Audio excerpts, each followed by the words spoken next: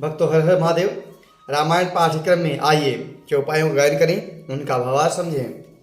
पिछले भाग में हमने गाया कि मुनि विश्वामित्र जी राजा दशरथ को इस बात की अनुमति देते हैं कि वह प्रभु श्री रामचंद्र जी को युवराज पद पर आसीन करें, और राजा दशरथ जी जाकर अपने पंचों से इस बात का परामर्श करते हैं, प्रस्ताव रखते हैं कि यदि आप लोग उचित समझें तो राम को युवराज पद पर आसीन कर दें।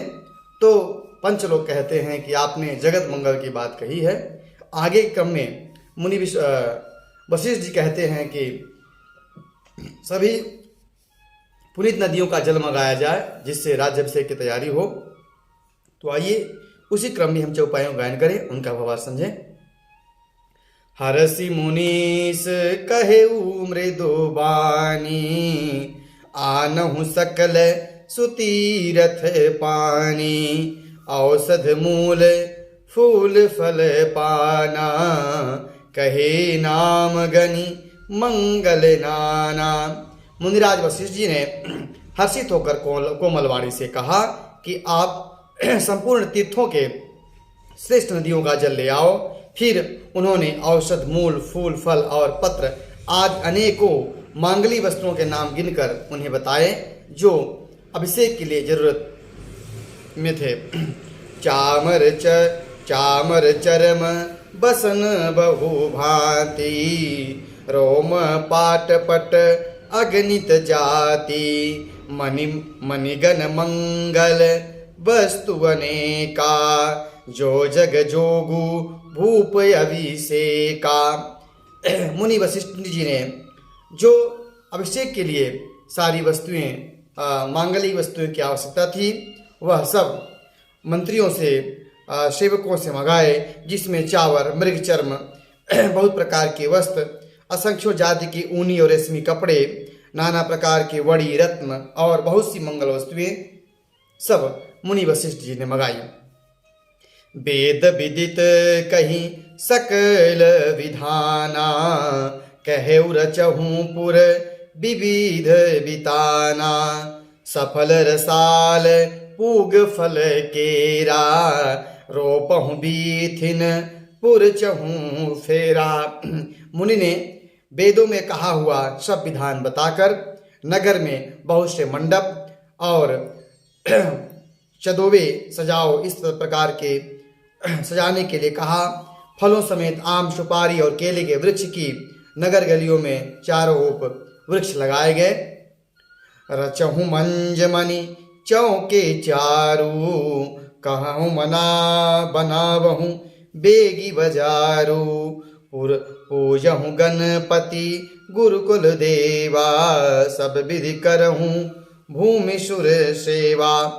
सुंदर मणियों की मनोहर चौक पुरवाओ और बाजार को तुरंत सजाने के लिए कह दो। श्री गणेश जी, गुरु और कुल देवता की पूजा करो और भूदेव ब्राह्मणों को सब प्रकार से सेवा करो। इस प्रकार की आज्ञा गुरु वशिष्ठ जी ने सेवकों और मंत्रियों को दी। ध्वज पताक तोरण कलश, सजहूं तुरग रथनाग, सिरधरि मुनिवर बचन सबो, निज निज कर निज निज काज ही लाग। इस प्रकार सब मुनि वशिष्ठ की बातें सुनकर, उनका आदेश सुनकर जो सेवक थे वह सब अपने अपने काम में सामानों को लाने के लिए और नगर को सजाने के लिए सब लग गए। जो मुनीस जही आय सुदीन्हा, सोते ही काजू प्रथम जनु कीन्हा, विप्र साधु सुर पूजत राजा, करत राम हित मंगल काजा। जो जो आज्ञा मुनीश्वर ने सेवकों को दी वह उन्हें शीघ्रता से कर डाले। उस काम को करने में सेवकों ने कोई विलंब नहीं किया। राजा, ब्राह्मण और साधु देवता को पूज रहे हैं और श्री रामचंद्र जी के लिए सब मंगल कार्य कर रहे हैं।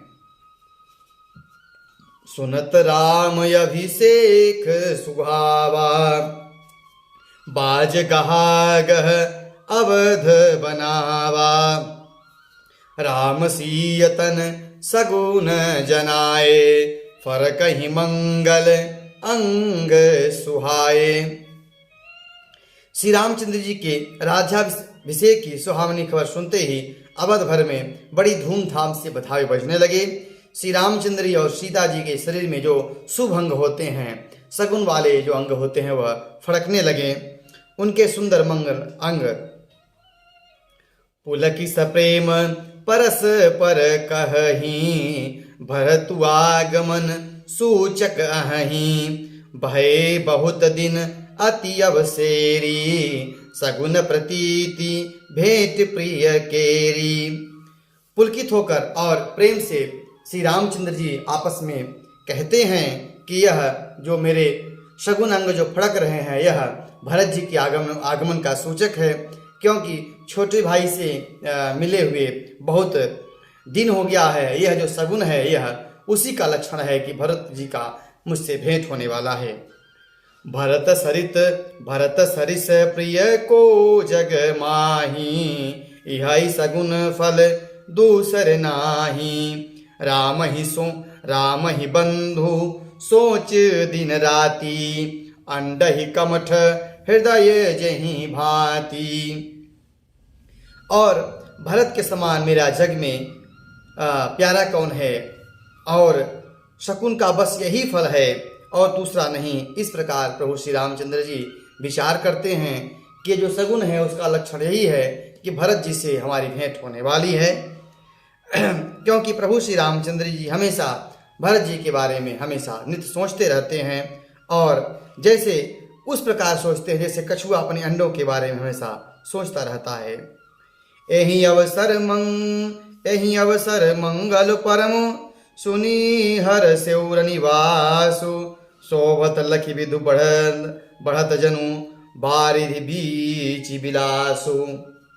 इस समय यह परम मंगल समाचार सुनकर सारा रनिवास जो है वह हर्षित हो गया, जैसे चंद्रमा को देखकर सुंदर लहरों का विलास आनंदित होता है, सुशोभित होता है। इस प्रकार रनिवास में आनंद हो गया।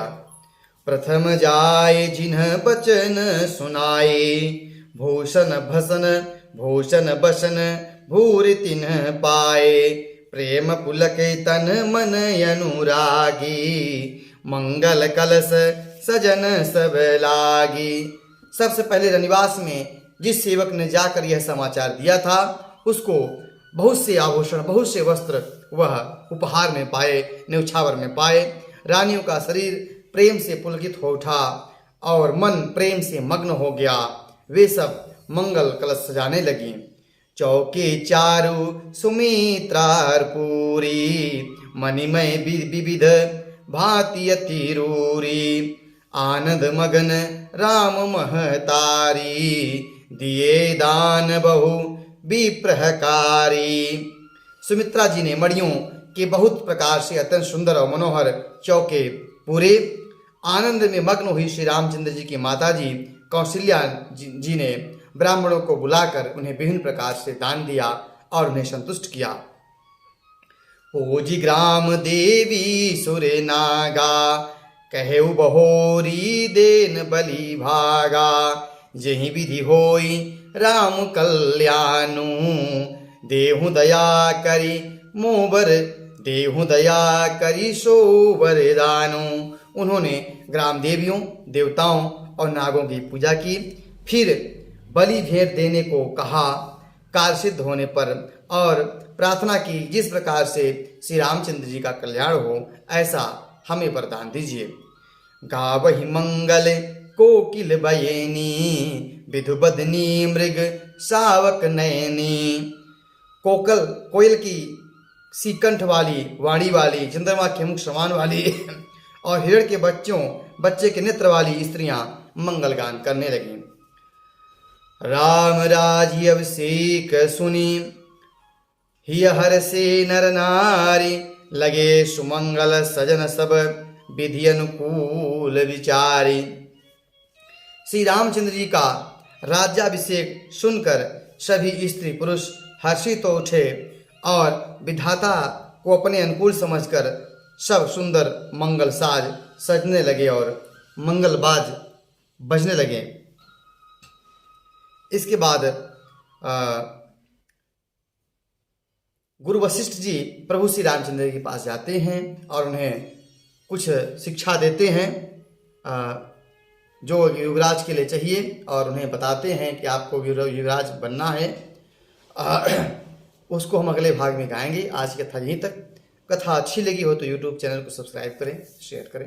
हर हर महादेव।